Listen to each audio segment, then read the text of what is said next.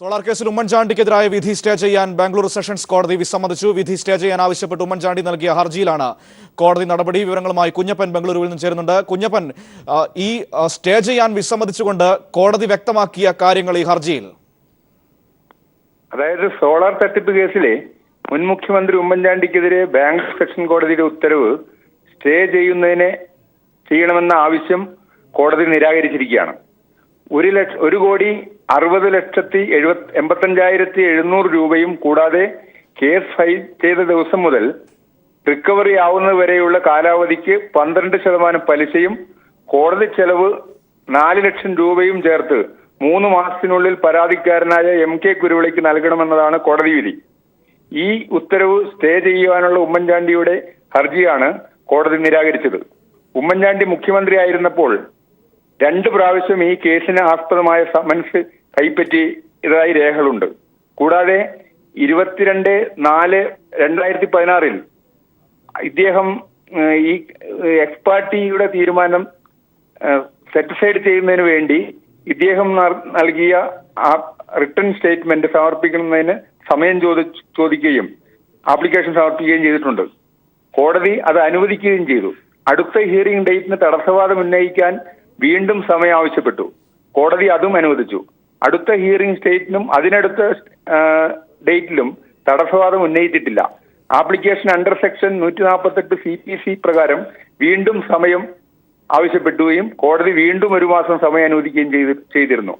ആ hearing ഡേറ്റിലും return statement സമർപ്പിക്കാൻ അത് വന്നപ്പോഴാണ് കോടതി ഉമ്മൻചാണ്ടിയെ 2ാമത്തെ പ്രാവശ്യവും എക്സ്പാർട്ടിയാക്കി കേസ് മുന്നോട്ട് പോയത്. പ്രധാനമായും ഈ വിഷയം തന്നെ ആയിരിക്കാം ഉമ്മൻചാണ്ടി കോടതിയിൽ പറഞ്ഞിരിക്കുന്നത്. അതായത് തനിക്ക് സമൻസ് ലഭിച്ചിട്ടില്ല, തന്റെ വാദം കേട്ടിട്ടില്ല ഈ വിധി വരുന്ന സമയത്ത്. ആ ന്യായീകരണങ്ങൾക്ക് കോടതി നൽകിയ, ഈ ഹർജി പരിഗണിക്കുമ്പോൾ കോടതി നൽകിയ മറുപടികൾ എന്തൊക്കെയായിരുന്നു? അതായത് വീണ്ടും 14-ന് ഈ മിസ്ലേനിയസ് പെറ്റീഷന് വേണ്ടിയുള്ള ഒബ്ജക്ഷൻ സമർപ്പിക്കാൻ ഈ മാസം 14 വരെ പരാതിക്കാരനായ MK കുരുവിളയ്ക്ക് സമയം അനുവദിച്ചിട്ടുണ്ട്.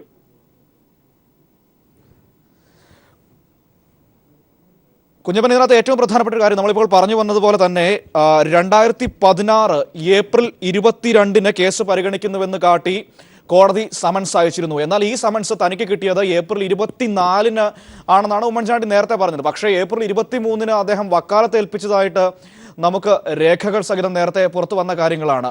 അപ്പോൾ എങ്ങനെയാണ് തൻ്റെ വാദഗതികൾ സമർപ്പിക്കാൻ തനിക്ക് അവസരം കിട്ടിയില്ല, അല്ലെങ്കിൽ തനിക്ക് സമൻസുകൾ ലഭിച്ചിട്ടില്ല എന്ന മുൻ മുഖ്യമന്ത്രി കൂടിയായ ഉമ്മൻചാണ്ടിയുടെ വാദം കണക്കിലെടുക്കുക?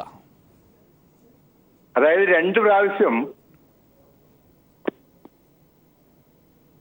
കുഞ്ഞപ്പൻ തുടരാം. 2 പ്രാവശ്യം സമൻസ് കൈപ്പറ്റിയായിട്ടുള്ള രേഖകളുണ്ട് ഇദ്ദേഹം മുഖ്യമന്ത്രി ആയിരിക്കുമ്പോൾ തന്നെ. ഇത് കൂടാതെ ഇദ്ദേഹം 23-ന് ഇദ്ദേഹം വക്കാലത്ത് സൈൻ ചെയ്ത് ആപ്ലിക്കേഷൻ സമർപ്പിച്ചിട്ടുണ്ട്.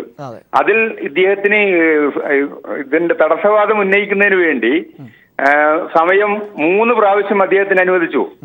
ഈ 3 ഹിയറിംഗ് ഡേറ്റിലും അദ്ദേഹം തടസ്സവാദം ഇത് ചെയ്തിട്ടില്ല. ഇത് കൂടാതെ അദ്ദേഹം വീണ്ടും അണ്ടർ സെക്ഷൻ 148 CPC പ്രകാരം വീണ്ടും സമയം ആവശ്യപ്പെടുകയും കോടതി വീണ്ടും 1 മാസം സമയം അനുവദിക്കുകയും ചെയ്തിട്ടുണ്ട്. ആ ഹിയറിംഗ് ഡേറ്റിലും റിട്ടേൺ സ്റ്റേറ്റ്മെന്റ് സമർപ്പിക്കാൻ വന്നപ്പോഴാണ് കോടതി വീണ്ടും 2ാമത് എക്സ്പാർട്ടി തീരുമാനമായിട്ടുള്ളത്. ആ രീതിയിലാണ് ഈ വിധി വന്നിട്ടുള്ളത്. ഇന്ന് ഇതിനുവേണ്ടി ഇപ്പോൾ കേസ് ഇത് ചെയ്യുന്നതിന് വേണ്ടി പരാതിക്കാരനായ MK കുരുവിളിക്ക് ഈ മാസം 14-ാം തീയതി വരെ സമയം കൊടുത്തിട്ടുണ്ട് ഒബ്ജക്ഷൻ റേസ് ചെയ്യുന്നതിന്. തീർച്ചയായിട്ടും അതുണ്ട്. പക്ഷേ ഇന്നിപ്പോൾ ഉമ്മൻചാണ്ടിയുടെ ഹർജി കോടതിയുടെ പരിഗണനയ്ക്ക് വന്നപ്പോൾ അപ്പോൾ കോടതി നിരീക്ഷിച്ച കാര്യങ്ങൾ, അതാണ് നമുക്ക് പ്രധാനമായി അറിയേണ്ടത്. അതെന്തൊക്കെയാണ് കുഞ്ഞപ്പൻ? അത് ഈ പരിഗണനകളെല്ലാം കൊടുത്തത് കൊണ്ട് അത് തന്നെയാണ് കോടതി പറഞ്ഞിരുന്നത്. അതായത് ഈ ഉമ്മൻചാണ്ടി ഉന്നയിക്കുന്ന വാദഗതികൾ നിലനിൽക്കുന്നതല്ല, ഇത്തരത്തിൽ സമൻസ് ഒപ്പിട്ട രേഖകളുണ്ട്, അത്തരത്തിലുള്ള കാര്യങ്ങളൊക്കെ കോടതിക്ക് ബോധ്യപ്പെട്ടിരിക്കുന്നു. ആ ബോധ്യത്തിന്റെ അടിസ്ഥാനത്തിലാണ് ഇന്നിപ്പോൾ ഈ ഹർജി നിരാകരിച്ചിരിക്കുന്നത്. തീർച്ചയായിട്ടും.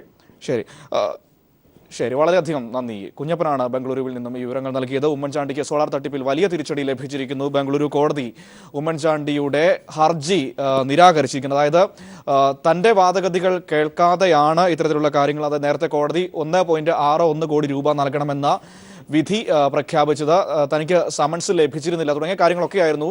ഈ കോടതിയുടെ ആദ്യ വിധി വന്നപ്പോൾ ഉമ്മൻചാണ്ടി പറഞ്ഞു ഇതിനെതിരെയാണ് ഇത് തള്ളണമെന്ന് പറഞ്ഞാണ് ഉമ്മൻചാണ്ടി വീണ്ടും കോടതിയിൽ ഹർജി സമർപ്പിച്ചത്. എന്നാൽ അത് ഇന്ന് കോടതി നിരാകരിച്ചിരിക്കുന്നു. നേരത്തെ ഉമ്മൻചാണ്ടിക്ക് സമൻസ് ലഭിച്ചതടക്കമുള്ള രേഖകളടക്കം വന്നിരുന്നു. മാത്രമല്ല ഏപ്രിൽ 24-ന് സമൻസ് ലഭിച്ചു എന്ന് പറയുന്ന ഉമ്മൻചാണ്ടി എങ്ങനെ ഏപ്രിൽ 23-ന് വക്കാലത്ത് നൽകുന്നു എന്ന ചോദ്യം ബാക്കി വരുന്നു. മാത്രമല്ല ഈ വിഷയത്തിൽ ഏപ്രിൽ 28-ന് ഈ രാജ്യത്ത് തൻ്റെ പേരിൽ ഒരിടത്തും കേസില്ല എന്ന് പറഞ്ഞ് തെരഞ്ഞെടുപ്പിൽ മത്സരിക്കുന്നതിൻ്റെ സത്യവാങ്മൂലം അടക്കമുള്ള കാര്യങ്ങൾ, അങ്ങനെ ഒരുപാട് നിയമപ്രശ്നങ്ങളാണ് ഈ വിഷയത്തിൽ ഉമ്മൻചാണ്ടിക്ക് മുന്നിൽ നിൽക്കുന്നത്. ഇനി മറ്റു വാർത്തകളിലേക്ക്. ഭാഗ്യലക്ഷ്മിയുടെ ഫേസ്ബുക്ക് പോസ്റ്റിലൂടെ പുറം ലോകമറിഞ്ഞ കൂട്ടബലാത്സംഗ കേസിൽ ഇരയുടെ വെളിപ്പെടുത്തൽ. പീഡിപ്പിച്ചവർ വടക്കാഞ്ചേരി നഗരസഭാ കൗൺസിലർ PN ജയന്തൻ ഉൾപ്പെടെ 4 പേർ. പരാതി നൽകാനെത്തിയ തന്നോട് പോലീസ് വളരെ മോശമായി പെരുമാറി. മൊഴി മാറ്റി പറയാനും പരാതി പിൻവലിക്കാനുമായി തന്നെ ഭീഷണിപ്പെടുത്തി. സംഭവത്തെ രാഷ്ട്രീയവൽക്കരിക്കരുതെന്നും വീട്ടമ്മ. വാർത്താസമ്മേളനത്തിൽ യുവതിയോടൊപ്പം ഭർത്താവും പങ്കെടുത്തു. ഡബ്ബിംഗ് ആർട്ടിസ്റ്റ് ഭാഗ്യലക്ഷ്മിയുടെ ഫേസ്ബുക്ക് പോസ്റ്റിലൂടെയാണ് സംഭവം പുറംലോകമറിഞ്ഞത്. തുടർന്ന് ഭാഗ്യലക്ഷ്മിക്കൊപ്പം പീഡനത്തിനിരയായ യുവതി ഭർത്താവിന്റെ കൂടെ തിരുവനന്തപുരം പ്രസ് ക്ലബ്ബിൽ എത്തി വാർത്താസമ്മേളനത്തിൽ കാര്യങ്ങൾ വിശദീകരിച്ചു. ഭർത്താവിന്റെ സുഹൃത്തുക്കളായ Vadakkanchery CPIM councillor PN Jayanthan, സഹോദരൻ ബിനീഷ്, ജിനേഷ്, ഷിബു എന്നിവരാണ് പീഡിപ്പിച്ചതെന്ന് യുവതി വെളിപ്പെടുത്തി. കൗൺസിലറാണ് വടക്കാഞ്ചേരിയിലെ, പേര് ജയന്തൻ, ബിനീഷ്, ജനീഷ്, ഷിബു. എന്നാൽ തന്നെ ഏറ്റവും കൂടുതൽ തകർത്തത് പേരാമംഗലം CIയുടെയും SIയുടെയും ഭാഗത്തു നിന്നുണ്ടായ വേട്ടയാടലായിരുന്നുവെന്ന് യുവതി പറഞ്ഞു. ഞാൻ അന്നിതായതിനെയും കാട്ടി മാനസികമായിട്ട് അവരെന്നെ പോണവരൊക്കെ വിലയിരുത്തിയിട്ട് അസഭ്യമായ അതെനിക്ക് 2014-നാണ് സംഭവമുണ്ടായത്. എന്നാൽ പീഡനത്തിന്റെ ദൃശ്യങ്ങൾ പുറത്തുവിടുമെന്ന് ഭീഷണിപ്പെടുത്തിയതിനാൽ ഭർത്താവിനോട് പോലും ഏറെ വൈകിയാണ് കാര്യങ്ങൾ പറഞ്ഞതെന്ന് യുവതി പറഞ്ഞു. തുടർന്ന് ഭർത്താവ് നിർബന്ധിച്ചതുമൂലവും ജീവിക്കാൻ പോലും അനുവദിക്കാത്തത് കാരണവുമാണ് 2016 ഓഗസ്റ്റ് 14-ന് പോലീസിൽ പരാതിപ്പെട്ടതെന്നും യുവതി പറഞ്ഞു. പോലീസിന്റെ മാനസിക പീഡനവും പ്രതികളുടെ ഭീഷണിയെ തുടർന്നുമാണ് മജിസ്ട്രേറ്റിന് നൽകിയ മൊഴി മാറ്റിയതെന്നും കേസ് പിൻവലിച്ചതെന്നും ഭർത്താവും യുവതിയും കൂട്ടിച്ചേർത്തു. ചോദ്യങ്ങൾ ഞങ്ങൾക്ക് ഒരത് പറയാൻ പറ്റുന്നൊരവസ്ഥയാണ്. അസഭ്യ വർത്താനം എന്റെ മുമ്പിൽ വെച്ച് വർത്താനം എനിക്ക് മാനസികമായി തന്നെ ഞാൻ തകർന്നു പോയത്. പിന്നെ കേസിൽ നിന്ന് പിന്മാറണോന്നുള്ള ഇത് തന്നെയായിരുന്നു അവർക്ക്. പിന്നെ മജിസ്ട്രേറ്റിന്റെ മുമ്പിൽ മൊഴി മാറാൻ വേണ്ടി ഇരുത്തി പഠിപ്പിച്ചു വന്നു. മൊഴി മാറണം, അല്ലെങ്കിൽ എൻ്റെ ഭർത്താവിനെ അന്ന് കാറിൽ പിടിച്ചു വെച്ചിട്ടായിരുന്നു എന്നെ മജിസ്ട്രേറ്റിന്റെ മുമ്പിലേക്ക് വിട്ടത്. മാധ്യമങ്ങളെ കാണുമെന്നറിഞ്ഞപ്പോഴും പ്രതികൾ ഭീഷണിപ്പെടുത്തി. 3 മാസമായി തൃശൂരിൽ പോയിട്ട്. ഞങ്ങൾക്ക് 2 മക്കളുണ്ട്. അവരുമായി ജീവിക്കണമെന്നുള്ളതുകൊണ്ടാണ് മുഖം മറിച്ച് വാർത്താസമ്മേളനത്തിനെത്തിയതെന്നും യുവതിയും ഭർത്താവും പറഞ്ഞു. DGPക്കും ഇവർ പരാതി നൽകിയിട്ടുണ്ട്. മുഖ്യമന്ത്രിയെ കണ്ട് കാര്യങ്ങൾ വിശദീകരിക്കുമെന്നും നീതി ലഭിക്കുമെന്നാണ് വിശ്വാസമെന്നും യുവതി കൂട്ടിച്ചേർത്തു. വിഷയത്തെ രാഷ്ട്രീയവൽക്കരിക്കരുതെന്നും അവർ ആവശ്യപ്പെട്ടു. News bureau, Thiruvananthapuram. തൃശൂരിൽ കൂട്ടബലാത്സംഗത്തിനിരയായ യുവതിയുടെ പരാതിയിൽ ഉചിതമായ നടപടി സ്വീകരിക്കുമെന്ന് DGP ലോക്നാഥ് ബെഹ്റ. യുവതി ഇപ്പോൾ പോലീസ് സംരക്ഷണയിലാണ്. പോലീസിന് വീഴ്ച പറ്റിയോ എന്ന് പരിശോധിക്കുന്നുവെന്നും DGP പറഞ്ഞു. ഞങ്ങൾ അത് ശരിക്ക് നിയമപരമായിട്ട് നോക്കിക്കൊള്ളാം. കാര്യം ഈ ഡീറ്റെയിൽസ് ആക്ച്വലി ഞാൻ ഇപ്പോൾ പറയാൻ പോകുന്നില്ല. ഞാൻ ആക്ച്വലി വന്നിട്ട് കാര്യങ്ങൾ ഞങ്ങൾ ശരിക്കും നേരെ നോക്കിയിട്ട് എന്താ ആവശ്യമാണ് ആ രീതിയിൽ ഞങ്ങൾ ചെയ്തോളാം. You can trust us.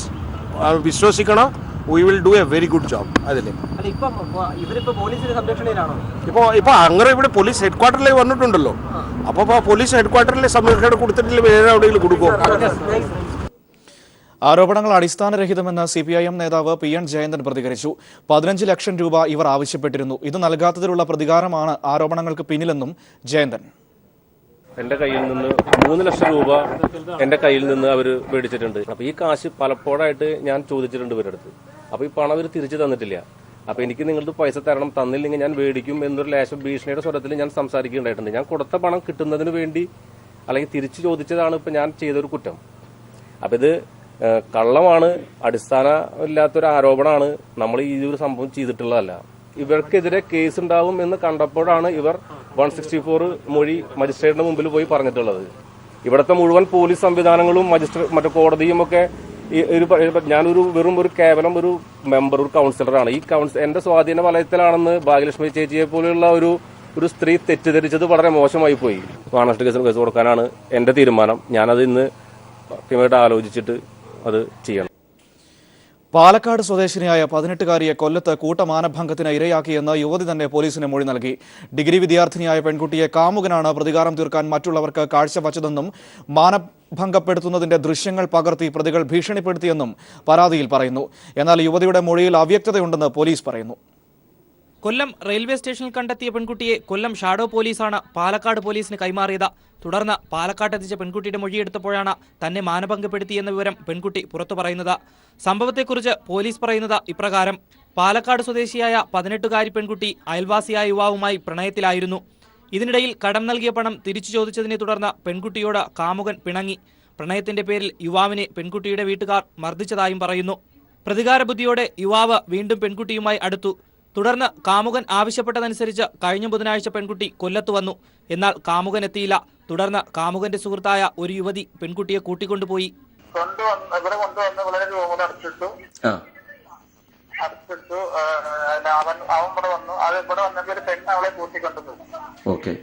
വെള്ളിയാഴ്ചയും ഞായറാഴ്ചയുമാണ് പെൺകുട്ടി കൂട്ടമാനഭംഗത്തിന് ഇരയായത്. അന്ന് കാമുകനും സ്ഥലത്തുണ്ടായിരുന്നു.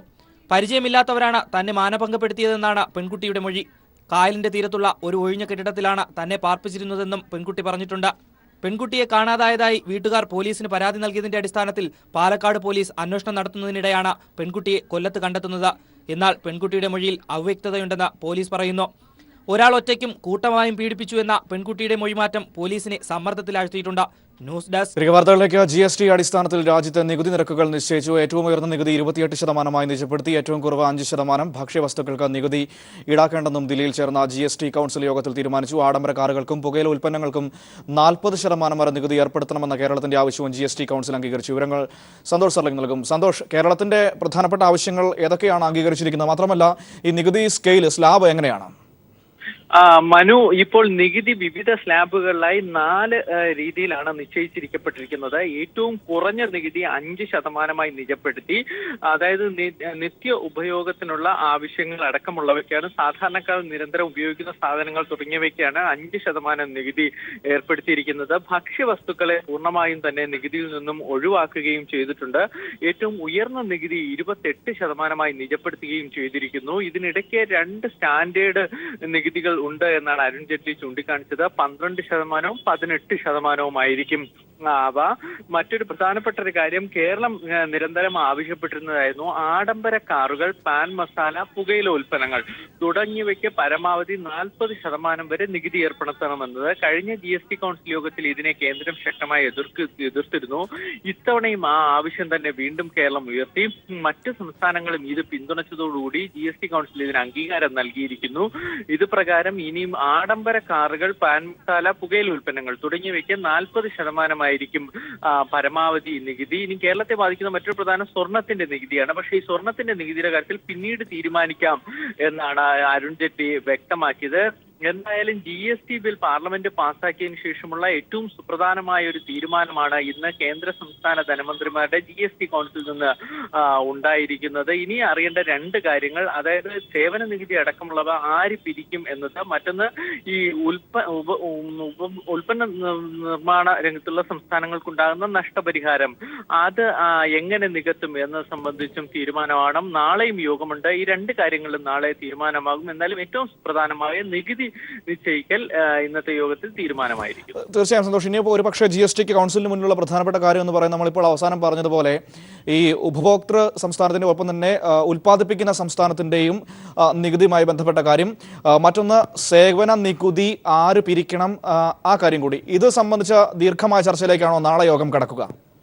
മനു, ഇന്നൊരു പ്രാഥമികമായ ചർച്ച അതിൽ തുടങ്ങിയെന്നാണ് അരുൺ ജെയ്റ്റ്ലി വാർത്താ സമ്മേളനത്തിൽ ചൂണ്ടിക്കാണിച്ചത്. GST നടപ്പിൽ വരുമ്പോൾ നഷ്ടമുണ്ടാകുന്നത് ഉൽപാദന മേഖലയിലുള്ള സംസ്ഥാനങ്ങൾക്കാണ്. ഇവർക്ക് നഷ്ടപരിഹാരം നൽകുക, ഈ കോമ്പൻസേഷന് സെസ് പിരിക്കണം എന്നതാണ് നിശ്ചയിക്കപ്പെട്ടത്. പക്ഷെ ഇതിനെ മറ്റു സംസ്ഥാനങ്ങളൊക്കെ ശക്തമായി എതിർത്തു. എന്നാലും ഇന്നത്തെ ഒരു പ്രാഥമികമായ ഒരു ചർച്ചയിലൂടെ സന്തോഷ്, ഞാൻ പറയാം. മറ്റൊരു പ്രധാനപ്പെട്ട വാർത്ത നമുക്ക് ദില്ലിയിൽ നിന്ന് തന്നെ വരുന്നുണ്ട്. ഇന്നലെ ആത്മഹത്യ ചെയ്ത വിമുക്ത ഭടനെതിരായ VK സിംഗിന്റെ പരാമർശത്തിൽ പ്രതിഷേധിച്ച് ദില്ലി ജന്തർ മന്ദിറിൽ വലിയ പ്രതിഷേധം ആം ആദ്മി പാർട്ടിയുടെയും കോൺഗ്രസിന്റെയും നേതൃത്വത്തിൽ നടക്കുകയാണ്. ഇപ്പോൾ തത്സമയ ദൃശ്യങ്ങളാണ് കണ്ടുകൊണ്ടിരിക്കുന്നത്. ഇപ്പോൾ സന്തോഷ് ദില്ലിയിൽ നിന്നും ചേരുന്നുണ്ട്. സന്തോഷ്, ഈ ആത്മഹത്യ ചെയ്ത വിമുക്ത ഭടൻ കോൺഗ്രസ് പ്രവർത്തകനാണ് എന്ന് ഇന്ന് പറഞ്ഞു. ഇന്നലെ പറഞ്ഞു അദ്ദേഹത്തിന് മനോരോഗമാണെന്നായിരുന്നു മുൻ കരസേനാ മേധാവി കൂടിയായ ഇപ്പോഴത്തെ സഹമന്ത്രി VK സിംഗിന്റെ ഭാഗത്തു നിന്ന് വന്ന വാക്കുകൾ. വളരെ മോശമായ രീതിയിലാണ് ഇതിനോടുള്ള പ്രതികരണം വിവിധ ഭാഗങ്ങളിൽ നിന്ന് വന്നത്. അതിനെ തുടർന്നാണ് ഇപ്പോൾ ഒരു വലിയ പ്രതിഷേധത്തിലേക്ക് ദില്ലി ഇറങ്ങുന്നത്. Manu, one rank one pension പദ്ധതി നടപ്പാക്കുന്നതിൽ കാലതാമസത്തിൽ പ്രതിഷേധിച്ച് വിമുക്ത ഭടൻ ആത്മഹത്യ ചെയ്ത സംഭവത്തിലാണ് ഇപ്പോൾ പ്രതിഷേധം ശക്തമായിരിക്കുന്നത്. ഈ സംഭവത്തിലും ഈ കേന്ദ്ര സർക്കാരിന്റെ നിലപാടിലും പ്രതിഷേധിച്ചാണ് വിവിധ രാഷ്ട്രീയ പാർട്ടികൾ പ്രതിഷേധവുമായി രംഗത്തെത്തുന്നത്. പ്രത്യേകിച്ചും കേന്ദ്ര സർക്കാർ പറയുന്നത് ഒരു റാങ്ക് ഒരു പെൻഷൻ പദ്ധതി നടപ്പാക്കി കഴിഞ്ഞു എന്നാണ്. എന്നാൽ ഇതുവരെയും ഇതിന്റെ ആനുകൂല്യം വിമുക്ത ഭടന്മാർക്ക് ലഭിച്ചിട്ടുമില്ല. അതുകൊണ്ട് തന്നെയാണ് വിമുക്ത ഭടന്മാർ ഇപ്പോഴും സമരം നടത്തുന്നത്. അതിനിടെയാണ് ഇന്നലെ രാംകിഷൻ, ഹരിയാന സ്വദേശിയായ വിമുക്ത ഭടൻ രാംകിഷൻ ആത്മഹത്യ ചെയ്തത്. അതിനുശേഷം കേന്ദ്ര സർക്കാരിന്റെ ഇടപെടലുകളിലും വലിയ ദുരൂഹതയുണ്ടായിരുന്നു. ഒന്ന്, ഈ ആത്മഹത്യ ചെയ്ത വിമുക്ത ഭടന്റെ ബന്ധുക്കളെ കാണാൻ രാഷ്ട്രീയ നേതാക്കളെ പോലീസ് അനുവദിച്ചില്ല. കോൺഗ്രസ് ഉപാധ്യക്ഷൻ രാഹുൽ ഗാന്ധിയെയും ദില്ലി മുഖ്യമന്ത്രി അരവിന്ദ് കെജ്രിവാൾ ഉൾപ്പെടെയുള്ള നേതാക്കന്മാരെയും തടഞ്ഞു വെക്കുകയും കസ്റ്റഡിയിലെടുക്കുകയും ചെയ്യുന്ന സ്ഥിതിയാണ് ഉണ്ടായത്. ഈ രാംകിഷന്റെ ബന്ധുക്കളെ തന്നെയും പോലീസ് കസ്റ്റഡിയിൽ പാർപ്പിക്കുന്ന ഒരു സ്ഥിതി ഉണ്ടായി. ഏതായാലും അതുകൊണ്ട് തന്നെ രാജ്യ തലസ്ഥാനത്ത് വലിയ പ്രതിഷേധം തന്നെയാണ് ഇപ്പോൾ ഉയരുന്നത്. കോൺഗ്രസ് പ്രവർത്തകരുടെയും ആം ആദ്മി പ്രവർത്തകരുടെയും നേതൃത്വത്തിലാണ് പ്രതിഷേധം നടക്കുന്നത്. ഇപ്പോൾ ദില്ലി ജന്തർ മന്ദിറിൽ നിന്നും ഈ ധീര സൈനികരുടെ സ്മൃതിമണ്ഡമായ അമർ ജവാൻ ജ്യോതിയിലേക്ക് പ്രതിഷേധ മാർച്ച് നടക്കുകയാണ്. പ്രതിഷേധ ജ്വാല തെളിച്ചുകൊണ്ടാണ് പ്രതിഷേധ മാർച്ച് നടക്കുന്നത്. ഈ വിഷയത്തിൽ കേന്ദ്ര സർക്കാർ മറുപടി പറയണം എന്നതാണ് കോൺഗ്രസ് ഉൾപ്പെടെയുള്ള പ്രതിപക്ഷ പാർട്ടികൾ ഇപ്പോൾ ആവശ്യപ്പെടുന്നത്. ഏതായാലും പ്രതിഷേധം ശക്തമായി ഉയരുകയാണ്. അതിനിടയിലാണ് VK സിംഗിന്റെ വിവാദ പ്രസ്താവന ഇന്നും ഉണ്ടായിരിക്കുന്നത്. ശരി, സന്തോഷാണ് ദില്ലിയിൽ നിന്നും വിവരങ്ങൾ നൽകിയത്. VK സിംഗിന്റെ ആത്മഹത്യ ചെയ്ത വിമുക്ത ഭടനെതിരായ പരാമർശത്തിൽ പ്രതിഷേധിച്ച വലിയ പ്രതിഷേധം ദില്ലിയിൽ നടക്കുന്നു. തിരികെ വരാം ഇടവേളയ്ക്ക് ശേഷം. ജേക്കബ് തോമസിനെതിരായ ചട്ടലംഘന കേസിൽ CBIക്കെതിരെ സംസ്ഥാന സർക്കാർ ഹൈക്കോടതിയിൽ സത്യവാങ്മൂലം സമർപ്പിച്ചു. CBI നിലപാട് ഞെട്ടിപ്പിക്കുന്നതെന്ന് സത്യവാങ്മൂലത്തിൽ പറയുന്നു. മറ്റു കേസുകൾ ഏറ്റെടുക്കാൻ വിമുഖത കാണിക്കുന്ന CBI ഈ കേസിൽ സ്വീകരിച്ച നിലപാട് ദുരൂഹവും സംശയാസ്പദവുമാണ്. കോൺഗ്രസ് നേതാവായ പരാതിക്കാരൻ വിജിലൻസ് ഡയറക്ടറോട് പ്രതികാരം തീർക്കുകയാണെന്നും സത്യവാങ്മൂലത്തിലുണ്ട്. കേസ് ഈ മാസം 14-ന് വീണ്ടും പരിഗണിക്കും. സത്യവാങ്മൂലത്തിന്റെ പകർപ്പ് പീപ്പിൾ TVക്ക് ലഭിച്ചു. CBI നിലപാടിനെതിരെ കടുത്ത വിമർശനമുയർത്തുന്നതാണ് സർക്കാർ സമർപ്പിച്ച സത്യവാങ്മൂലം. കേസുകളുടെ ബാഹുല്യവും മറ്റും ചൂണ്ടിക്കാട്ടി മറ്റു കേസുകൾ ഏറ്റെടുക്കാൻ വിമുഖത കാണിക്കുന്ന CBI ഈ കേസിൽ സ്വീകരിച്ച നിലപാട് ദുരൂഹവും സംശയാസ്പദവുമാണ്. പരാതിക്കാരനായ സത്യൻ നരവൂർ കോൺഗ്രസ് നേതാവാണ്. പരാതിക്കാരന് വിജിലൻസ് ഡയറക്ടറോട് വൈരനിര്യാതന ബുദ്ധിയാണ്. പ്രമുഖ UDF നേതാക്കൾക്കെതിരെ നടക്കുന്ന വിജിലൻസ് അന്വേഷണങ്ങളിലുള്ള പ്രതികാരമാണ് ഈ പരാതി. ഈ സാഹചര്യത്തിൽ ഒരു സമ്മർദ്ദതന്ത്രമായി ഈ പരാതിയെ കാണുന്നു. ജേക്കബ് തോമസിനെ വേട്ടയാടുകയാണ് പരാതിക്കാരൻ. പരാതിക്കാരനെതിരെ ഉയർന്ന അഴിമതി ആരോപണത്തിൽ ജേക്കബ് തോമസ് ശക്തമായ നിലപാട് സ്വീകരിച്ചതാണ് ഇതിന് കാരണം. ജേക്കബ് തോമസിനെ പൂർണ്ണമായും സംരക്ഷിക്കുന്നതാണ് സർക്കാർ സമർപ്പിച്ച സത്യവാങ്മൂലം. ജേക്കബ് തോമസിനെതിരെയുള്ള ചട്ടലംഘന കേസ് സർക്കാർ 3 തവണ തീർപ്പാക്കിയതാണ്. ലീവ് റൂൾ പ്രകാരം ഇളവ് അനുവദിക്കാൻ സംസ്ഥാന സർക്കാരിന് അധികാരമുണ്ട്. ഇക്കാര്യം മുൻ സർക്കാർ കേന്ദ്ര സർക്കാരിനെ അറിയിച്ചിരുന്നു. എന്നാൽ വസ്തുതകൾ കേന്ദ്രത്തെ ബോധ്യപ്പെടുത്തുന്നതിൽ മുൻ സർക്കാരിന് ഗുരുതര വീഴ്ച സംഭവിച്ചുവെന്നും സത്യവാങ്മൂലത്തിൽ പറയുന്നു. കേസ് പരിഗണിക്കുന്നത് ഈ മാസം 14-ലേക്ക് മാറ്റി. News bureau, Kochi.